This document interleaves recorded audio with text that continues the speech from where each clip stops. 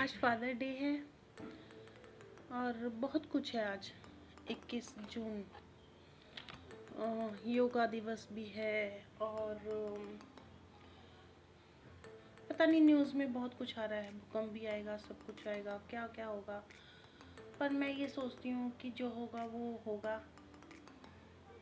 चलो अभी खाली बैठी हूँ तो अपनी कुछ पुरानी बातें याद करें, कुछ शेयर करती हूँ। आज फादर डे है। मैं मेरे पापा की कुछ यादें आपसे शेयर करूँगी। मेरे पापा ने कभी ये फील नहीं होने दिया मुझे, तुम लड़की हो, तुम्हें ऐसे करना है, तुम्हें ऐसे करना है, इस तरह से चलना है, इस तरह से उठना है, इस तरह से बैठना है। ये कभी नहीं उन्होंने फील दिया। उनकी 4 बेटियां थी, एक बेटा हम था। और हमेशा वो ये बोलते थे, हम बोलते थे उस टाइम, हमारे टाइम में सूट वगैरह लड़कियां पहनती थी तो पंजाबियों में, तो हम पापा को बोलते थे पापा हमें सूट पहनना है। तो मेरे फ्रेंड्स को देख के हमें लगता था हम भी सूट पहने। तो मेरे पापा बोलते थे कि नहीं, अभी तुम वेस्टर्न ड्रेस पहनो, स्कर्ट पहनो, जीन्स पहनो, पैंट पहनो, क्योंकि आपको नहीं पता कि आपको ससुराल में क्या पता ये कपड़े पहनने को मिलेंगे कि नहीं मिलेंगे, क्योंकि किस तरह का ससुराल मिलता है मालूम नहीं है। तो वो ऐसे बोलते थे। फिर भी जब मैं थोड़ी बड़ी हुई तो मैंने जिद करके एक सूट बनवाया, क्योंकि शौक आता था। अपनी फ्रेंड्स पहनती थी सूट तो मुझे लगता था मैं भी सूट पहनूं। वो सब सूट पहनती थी, मैं अकेली वेस्टर्न पहनती थी, तो मुझे थोड़ा अलग लगता था। मतलब जिसको जो चीज़ मिलती है वो उससे सेटिस्फाइड नहीं होता, और उनको लगता था मैं हम वेस्टर्न पहने, हमारे माँ बाप नहीं पहनने देते। मेरे पापा हम मुझे स्कूटर सिखाते थे, उनके माँ बाप उनको साइकिल नहीं चलाने देते थे। मैं अपने पापा को स्कूटर में पीछे बिठा के सुबह हम 5 बजे जाते थे गार्डन, बैडमिंटन खेलते थे। तो मेरे पापा ने मुझे बेटों के जैसे ट्रीट करते थे। चलो भाई अब राशन लाने का ड्यूटी तेरी है, तेल ख़त्म हो गया, मिट्टी का तेल लेके आते थे तो मैं अकेली जाती थी। तो मेरे पापा ये नहीं कि लड़की है कहाँ गई होगी, कहाँ नहीं गई होगी। उन्होंने शुरू से मुझे ऐसे सिगरेट वगैरह मंगाने का भी बताओ, मुझे बोलते थे कि जाओ सिगरेट लेके आओ। कुछ ऐसा नहीं है कि लड़की नहीं लेके आ सकती। तो मुझे भी ऐसी फीलिंग अंदर से आने लगी, शायद मैं लड़का ही हूँ। लड़कों की तरह चलती थी, लड़कों की तरह बिहेव करती थी। जो जरा सा लड़का कुछ बोल दे मैं उसको मार पीट के घर आ जाती थी। तो लड़के मुझसे काफ़ी डरते थे। कोई लाइन वाइन मारने का कोई चांस नहीं होता था उनको। जिसको कभी कोई मैं पसंद भी आती थी तो उसकी हिम्मत नहीं पड़ती थी कि मुझे कुछ बोल दे। मेरे बहन भाइयों को भी कुछ होता था कि दीदी देखो उसने मेरे को ऐसे, अच्छा चल वहाँ चल, ऐसे बाजू ऊँची करके चल पड़ती थी लड़ाई करने। मतलब गली का ना हर लड़के को मैंने पीटा हुआ है। वो लोग मुझे क्या बोलते थे कि ना मैं जिम्नास्टिक सीखती थी, उनको नहीं पता था जिम्नास्टिक का मतलब, तो वो बोलते थे कि ये कराटे सीखती है, क्योंकि मेरा ट्रैक सूट वगैरह यूनिक जो ड्रेस थी वो मेरी कॉस्ट्यूम में पहन के उसके ऊपर मैं अपना ट्रैक सूट पहनती थी जो हमें मिला हुआ था। तो वो लोग सोचते थे मैं कराटे सीखती हूँ, तो मुझसे दूर ही रहते थे ज़्यादातर लोग। और मेरा बॉडी लैंग्वेज भी कुछ ऐसा था, मैं हर वक्त सड़ी रहती थी, बस देखती रहती थी, कोई कुछ बोल दे मैं उसको मार दूँ। उन दिनों ना किरण बेदी जी की मैंने बहुत स्पीच सुनती थी, बहुत वो फेमस थी उस टाइम, किरण बेदी मतलब नाम होता था उनका। तो उनकी स्पीच सुनती थी तो उससे भी मेरे को आता था। वो बोलती थी कि अगर लड़की तुमको कोई लड़का छेड़ता है तो उसका जवाब दो, डरो नहीं, मुकाबला करो उसका। तो वो भी मेरे को था, सुन सुन के मैं ऐसी हो गई थी। तो पापा ने मेरे बड़े अच्छे से हमें ऐसे दी, मतलब ज़्यादा परवाह नहीं करते थे कि लड़की की तरह छुई मुई बनाना, ऐसे परवाह नहीं करते थे। मेरे पापा ने बड़ी मेहनत की अपनी लाइफ में। मैंने अपने पापा को मेहनत करते हुए देखा बचपन से। जब मैं छोटी थी हम रेंट के घर पे रहते थे, तब भी मेरे पापा एक घड़ी लेने के लिए उनको पास पैसे नहीं थे, और वो घड़ी उनको जब ऑफिस से गिफ्ट मिली तो वो बहुत खुश हुए। फिर उन्होंने किसी तरह से अपना मकान बनाया किराए के मकान से बचने के लिए। जब अपना मकान बनाया तो काम छूट गया उनका, कुछ बिजनेस में कुछ अपने रिश्तेदारों ने कुछ ऐसा कर दिया तो अब काम क्या करें। तो काम करने के उस टाइम पे ना उन्होंने मार्केट जो होती है ना, लोकल मार्केट, उसमें कुछ सामान बेचने जाते थे और तब भी कुछ नहीं चलता था। मुझे याद है हमारे घर में हम लोगों का बर्थडे नहीं बनता था, भाई का बर्थडे बनता था, क्योंकि इतने पैसे नहीं होते थे। तो घर में एक का बर्थडे बन रहा तो हम खुश होते थे, चलो इसका तो बन रहा है, हमारा नहीं बन रहा, ना बने, केक तो खाने को मिल रहा है इसी बहाने। तो हम इसी में खुश हो जाते थे। हम ये नहीं बोलते थे हम हमारी लड़कियों का बर्थडे बनाते नहीं, लड़के का बनाते हैं, ये बातें होती नहीं थी, हम नहीं करते थे।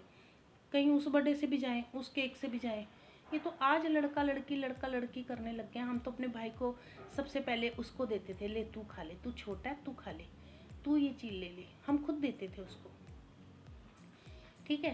तो मेरे पापा फिर करते करते ना एकदम से मेरे पापा को ऑफर आई दुबई में काम करने की।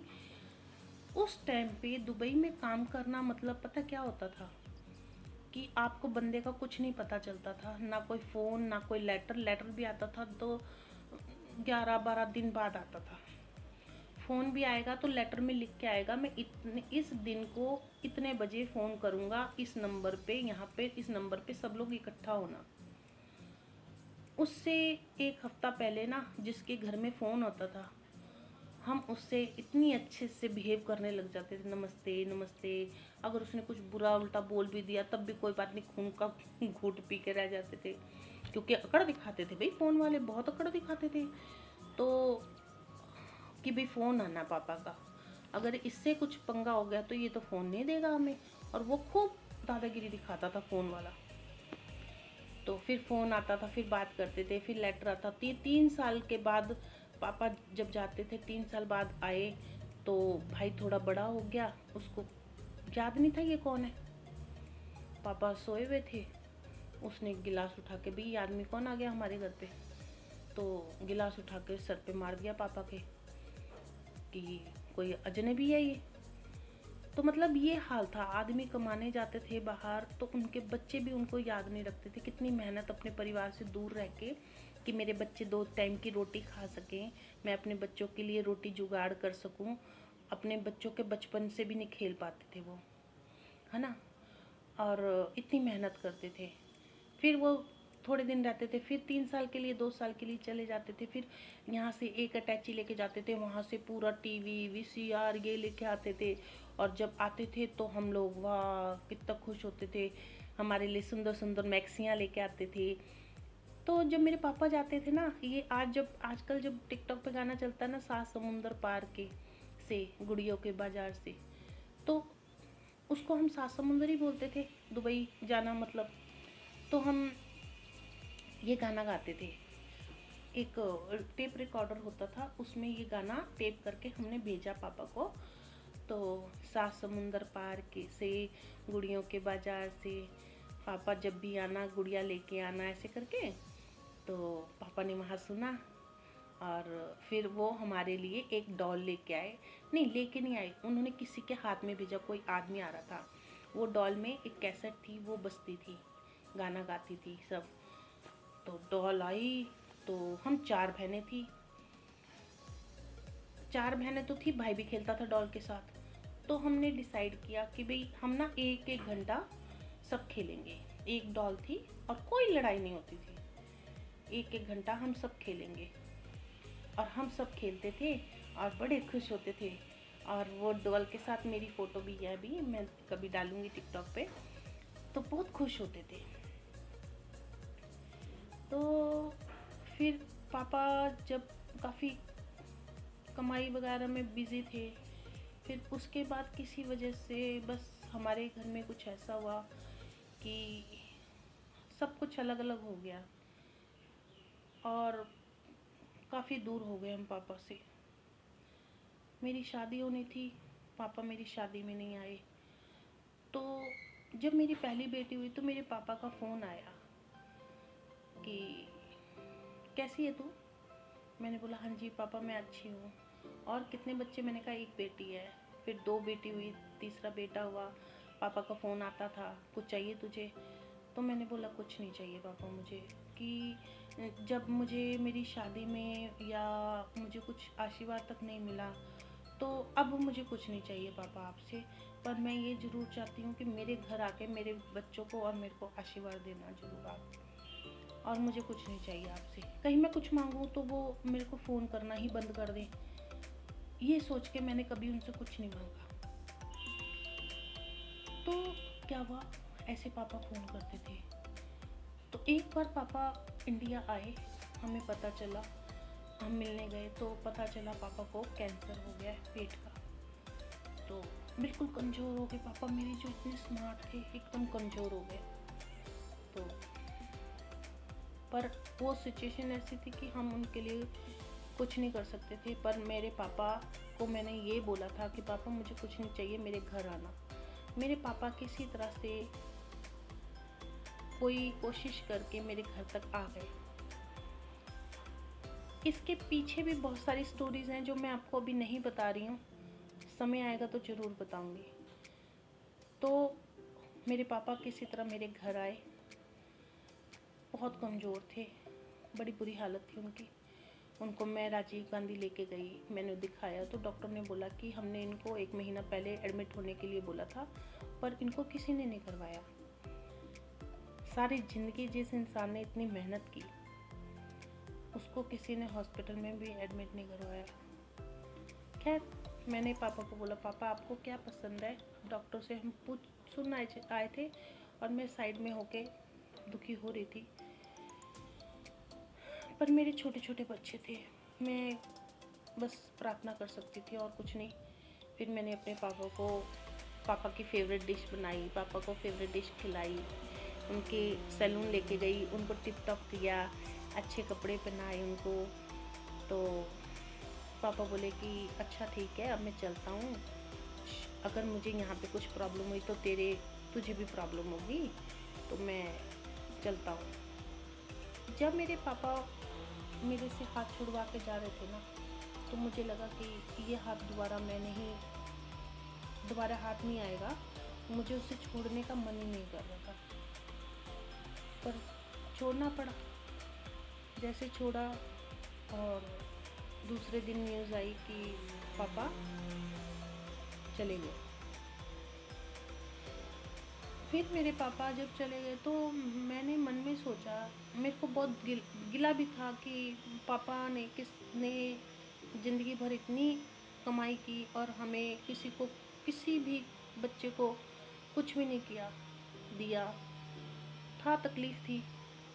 पर फिर मैंने सोचा कि पापा जो मेरे घर में आए, मेरा घर देख के खुश हुए, मेरे बच्चों को देख के खुश हुए, उनको ब्लेसिंग दी, मेरे साथ एक दिन बिताया, इससे बड़ी चीज़ क्या हो सकती है। पैसा देंगे, कोई प्रॉपर्टी देंगे, वो ख़त्म हो जाएगी। वो मेरे घर में अपने चरण डाल के गए। जिस इंसान ने इतनी मेहनत की, अपने बच्चों के लिए 7 समुंदर पार रहा, ठीक है, उसकी कुछ नहीं मिला हमें कमाई का हिस्सा, पर कोई बात नहीं। वो जाते जाते एक जो बात मैं हमेशा बोलती रही उनको, 10-15 साल, पापा मेरे घर जरूर आना, मेरे घर जरूर आना। वो मेरी ख्वाहिश पूरी करके गई। तो मेरे साथ ना उनकी जो भी बातें हैं ना, कि कभी कभी लगता है कि हमारे पापा को ऐसे करना चाहिए था, उन्होंने हमारे साथ ऐसे ठीक नहीं किया, ये ठीक नहीं किया, वो ठीक नहीं किया। वो जो लास्ट मोमेंट था ना उनका, उसने ना सब चीज़ों को ना जीरो कर दिया, ख़त्म कर दिया बिल्कुल। और आज की डेट में मैं कभी भी सोचती हूँ ना, तो मुझे सारी चीज़ें उनकी कोई भी नेगेटिव नज़र नहीं आती, सब चीज़ उनकी पॉजिटिव नज़र आती है। कि वो किस तरह से मेरे को प्लेठी पुत्र बोलते थे, और मैं प्लेठी पुत्र ही बन के रही। और फिर उसके बाद मुझे ससुराल में मेरे डैडी जी मिले। मुझे पापा को डैडी बोलने का बड़ा शौक था। पापा बोलते थे नहीं, हम डैडी कोई नहीं बोलेगा, मेरे को पापा ही बोला करो। तो जब मेरी शादी हुई तो मेरे फादर इन लॉ को मैं डैडी जी बोलती थी, क्योंकि सब लोग डैडी जी बोलते थे, मैं भी डैडी जी बोलती थी। तो मुझे बड़ा अच्छा लगता था। वो भी बीमार रहते थे। वो उनका क्या था, वो कम बात करते थे, ज़्यादा बात नहीं करते थे। मैं चुन्नी ओढ़ के, जब नई शादी हुई तो मैं चुन्नी ओढ़ के घर के काम कर रही थी। तो मेरी मदर इन लॉ तो कुछ कुछ बोलती, पर मेरे फादर इन लॉ कुछ नहीं बोलते थे। तो मेरे फादर इन लॉ मेरे पास आए तो बोले कि ना बेटा, ऐसे चुन्नी ओढ़ के काम गर्मी में करोगी तो परेशान हो जाओगी। मेरी मई में शादी हुई थी, गर्मियाँ थी, तो परेशान हो जाओगी। तुम अपने कंफर्टेबल कपड़े पहन के अपने घर में जैसे काम करते हो वैसे करो, कोई टेंशन की बात नहीं है। तो मतलब ये सोच लो कि मैंने तो उनमें पापा और डैडी, मतलब कोई फ़र्क नहीं था कि भी हाँ ससुर जी हैं तो उनके साथ हमने ऐसे, नहीं ऐसा कुछ नहीं था। तो मैंने फटाफट अपना पजामा टी शर्ट निकाला, उसमें काम करने लगी। मदर इन लॉ ने बोला एक दो बार को पजामा तो पूरा पहन लेती, आधा पजामा तो, पर मेरे फादर इन लॉ ने बोला कोई बात नहीं, अपने कंफर्टेबल है, बच्चे को करने दो जैसे काम करना। मैं अपना उसमें लग गई। मेरे फादर इन लॉ को पता था कि ये राइस खाती है, रोटी नहीं खाती। मतलब राइस ख़त्म हो गई। एक दिन रात को वो 10 बजे जाके, जब उन्होंने देखा डिनर में राइस नहीं बना, तो बोला राइस क्यों नहीं बनाई। मैंने कहा पापा राइस ख़त्म हो गए थे। 10 बजे जाके वो राइस लेके आए मेरे लिए, मैं कभी भूल नहीं सकती। ये चीज़ तो मेरे पापा ने भी नहीं की होगी। राइस लेके आए, ला के मुझे दिए, लो बेटा अगर पेट नहीं भरा तो राइस बना के खाओ। फिर वो मेरे को बोलते थे पहले 2 रोटी खानी है फिर राइस खाना है। फिर मेरा आया शादी के बाद पहला करवा चौथ, जिससे पहले करवा चौथ से थोड़े दिन पहले मैं बहुत बीमार थी, हॉस्पिटल में एडमिट थी, पर करवा चौथ वाले दिन मैं ठीक थी। तो मैंने फास्ट रखा। जब कथा सुन के आई तो मेरे फादर इन लॉ मेरी मदर इन लॉ से बोलते हैं इसको बोलो कि कुछ पी ले, तुम बोल दोगी तो इसका रास्ता खुल जाएगा, ये कर सकती है। तो मेरी मदर इन लॉ ने बोला, हमारी मदर इन लॉ ने तो हमें नहीं बोला, तो अभी कोई ज़रूरत नहीं है बोलने की। तो मेरे फादर इन लॉ बोले कि कोई बात नहीं, तुम्हारी मदर इन लॉ ने नहीं बोला पर तुम बोलो इसको। पर मेरे फादर इन लॉ गए, साथ में दुकान से जूस लेके आए और मुझे बोला बेटा आप जूस पी लो, आगे आपका शरीर ठीक होगा, कर सकते हो तो करना, हमने आपका रास्ता खोल दिया। मेरे फादर इन लॉ ने यही चीज़ की। तो जब मैं ऑफिस से आती थी मेरे लिए चाय बना के रखती थी। मैं बोलती थी डैडी जी मैं चाय नहीं पीती हूँ। नहीं, चाय पी के ना तुम थकावट उतर जाएगी, फिर तुम काम दूसरे डिनर बनाने के लिए ठीक हो जाओगी। मतलब इतनी छोटी छोटी चीज़ें सोचते थे वो, और वो प्यार दिखाते नहीं थे पर उनका प्यार दिखता था। जब वो गए तो मुझे सबसे बड़ी तकलीफ ये हुई कि अब मैं डैडी जी किसको बोलूँगी। और उनके साथ मार्केट कहीं भी आना जाना, वो ऐसा नहीं सोचते थे कि मैं बहू के साथ जा रहा हूँ, जैसे बाप बेटी जा रहे हैं। हम लोग जाते थे, अपने काम करके आते थे, क्योंकि हस्बैंड के पास टाइम नहीं, मदर इन लॉ जा नहीं सकती थी, हम दोनों काम करके आते थे और बहुत अच्छा टाइम निकला मेरा। 2 पापा थे और दोनों की अब यादें हैं मेरे साथ। और अब जब देखती हूँ अपने बच्चों को अपने पापा के साथ तो मुझे अच्छा लगता है, खुशी होती है। ऐसे देख के हम खुश होते हैं। टाइम निकल जाता है पर लाइफ रुकती नहीं है, चलती रहती है। तो आज हमने की अपने पापा की बात, मेरे पापा, मेरे डैडी। Thank you.